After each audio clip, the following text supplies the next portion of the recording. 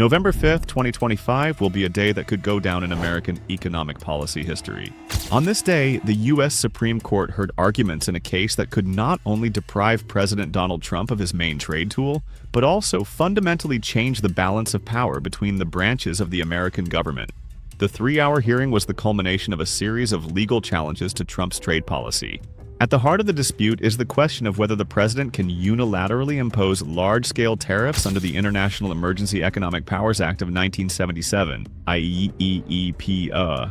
The stakes are incredibly high, nearly $90 billion in duties already collected, and a potential $1.8 trillion over the next decade. The plaintiffs are importers, industry associations, and several states, who insist that the IEEPA is not intended for a long-term tariff regime that replaces normal trade policy.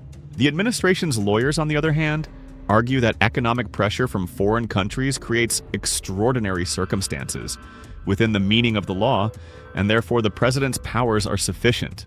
Trump, calling the case one of the most important in the history of our country, used the EPA to impose tariffs of unprecedented scale. From January to April 2025, the average U.S. tariff rate rose from 2.5% to 17%, the highest level in more than a century.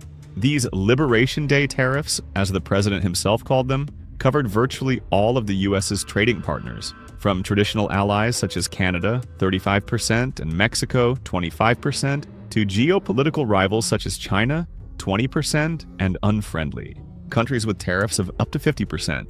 Steel and aluminum, automobiles and auto parts, electronics, and consumer goods have been hit hard. Exceptions are few and far between, and import licensing is tied to strict quotas.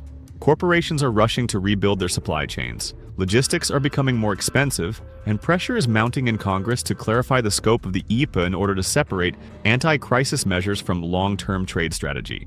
The court's decision will determine not only the fate of the collected revenues, but also the limits of presidential power in the economy for years to come. It is noteworthy that at the hearings, judges from both ideological flanks of the court expressed skepticism, a rare occurrence in an era of polarized American politics. Chief Justice John Roberts, a conservative, pointed to a fundamental problem. The statute does not use the word tariff. This detail may seem technical, but in constitutional law it is of enormous importance. Justice Neil Gorsuch, another conservative, formulated what is perhaps the most compelling objection to the administration's position. He warned of the creation of a one-way ratchet system of incremental but continuous accumulation of power in the executive branch. Gorsuch's logic is simple and devastating to Trump's arguments. Once Congress transfers power to the president, it becomes virtually impossible to take it back, as the president can veto any law to restore that power. Liberal judges were even more scathing in their criticism. Judge Ketanji Brown Jackson highlighted the historical irony. The IEEPA was enacted precisely to limit, not expand, presidential emergency powers. It seems a bit inconsistent to interpret a statute designed to limit presidential power as giving the president virtually unlimited power, she said. U.S. Solicitor General D. John Sauer, representing the administration, came under heavy fire. His central line of defense boiled down to the argument that the disputed tariffs are regulatory measures, not revenue-raising measures, and therefore do not fall under the constitutional rule that only Congress can impose taxes. The logic is clear. If the goal is to change the behavior of foreign trade participants and neutralize the threat, then the resulting budget revenues are only a side effect. But the judge's initial clarifications already revealed weaknesses. Where is the line between a regulatory and a fiscal measure when the rate is raised to tens of percent and collected systematically like a tax? This argument was met with particular skepticism. Justice Elena Kagan noted that the EEPA does indeed list a wide range of tools: asset freezes, transaction bans, transfer blocks, licensing, but it just doesn't have what you want. That is a direct mention of tariffs. Justice Sonia Sotomayor took the administration's logic to its extreme, asking whether, following this interpretation, President Biden could declare a state of emergency due to global warming and use this as a basis for justifying the entire environmental agenda, from carbon taxes to blanket import restrictions. The meaning of the hypothesis is clear. If such a broad regulatory interpretation is accepted, any major political project could be translated into emergency powers, bypassing normal procedures and budgetary constraints. Sauer attempted to strengthen his position by referring to a historical precedent. The Nixon administration's tariff measures in the early 1970s, allegedly adopted under a similar legal approach. But this did not make the desired impression either. Judge Amy Coney Barrett, appointed by Trump himself, demanded that any other place in the code or any other time in history be indicated where the phrase regulate imports would be interpreted as delegating authority to impose tariffs. Her message was simple: if the practice is truly established, find clear text and a repeatable pattern of application. In the absence of such, the precedent appears to be the exception rather than the rule, and reliance on it is an attempt to make an extraordinary measure appear to be a normal tool. And the further the discussion went, the clearer the conclusion became.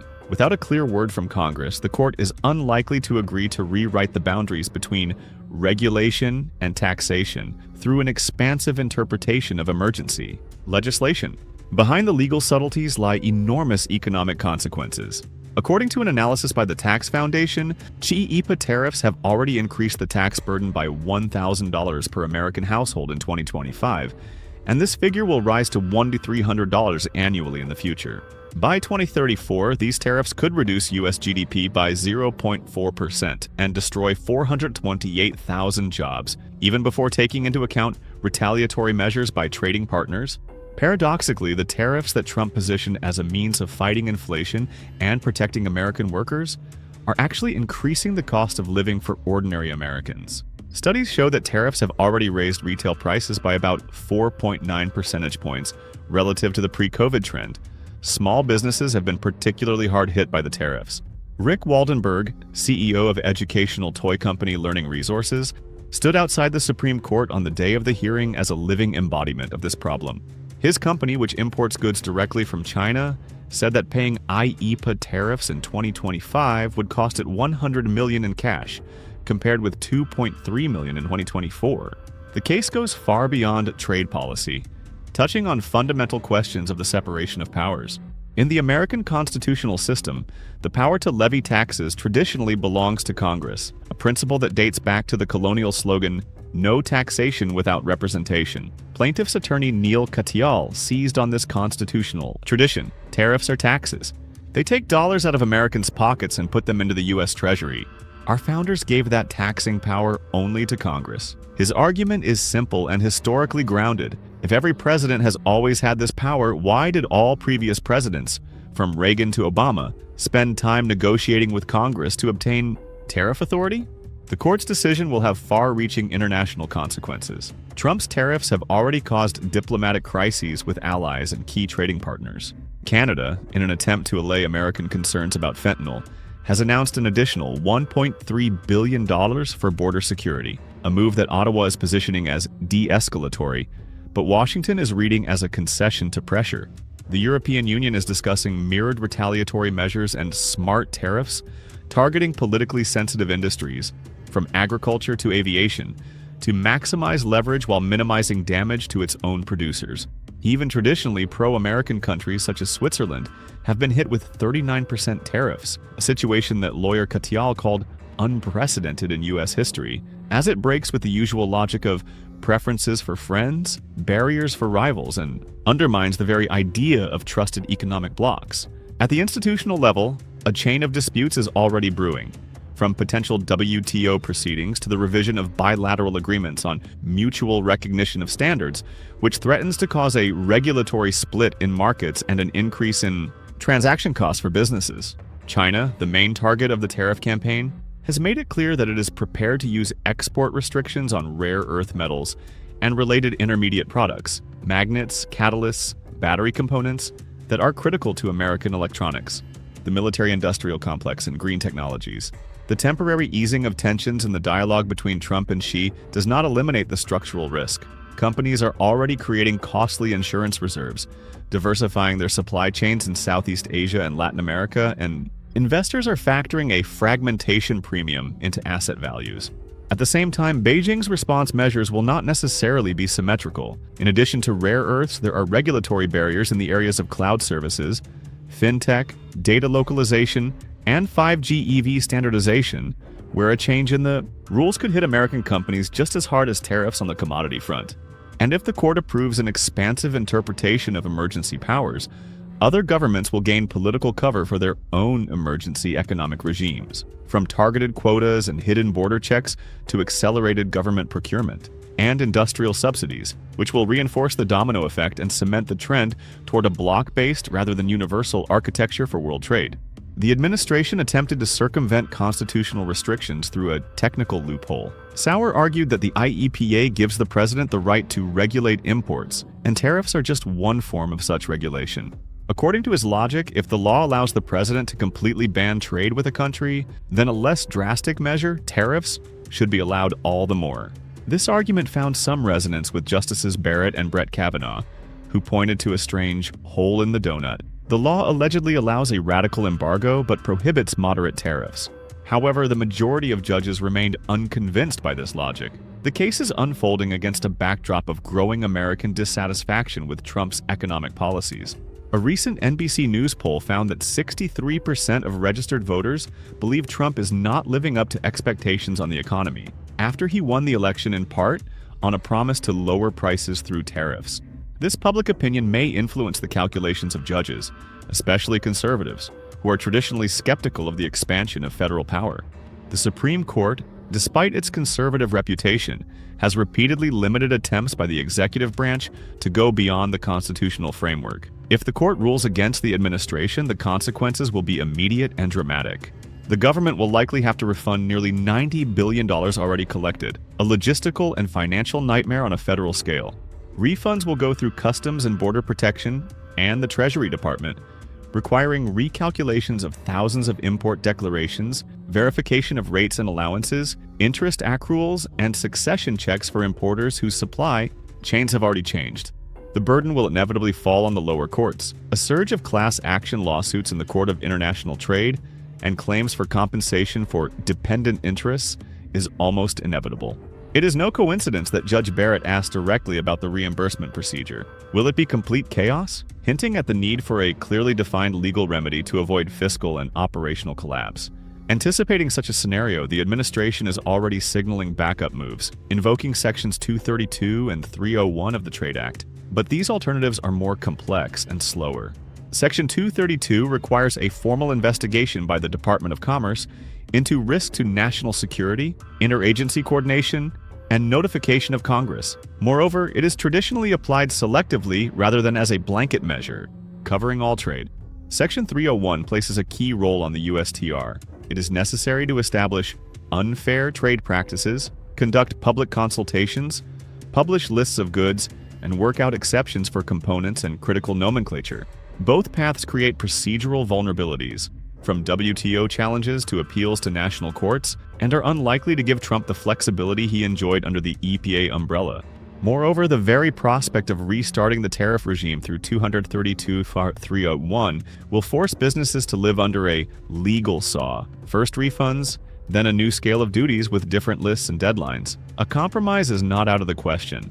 The court may limit the scope of EPA tariffs without canceling them entirely, choosing one of the engineering options, partial cancellation with measures remaining in place for narrowly defined threats, prospective application of the decision, without retroactive refunds so as not to undermine the budget, a mandate deferral for several months to allow for a smooth winding down of the regime, a referral to a lower court with instructions to narrow the measures and link them to a specific emergency situation.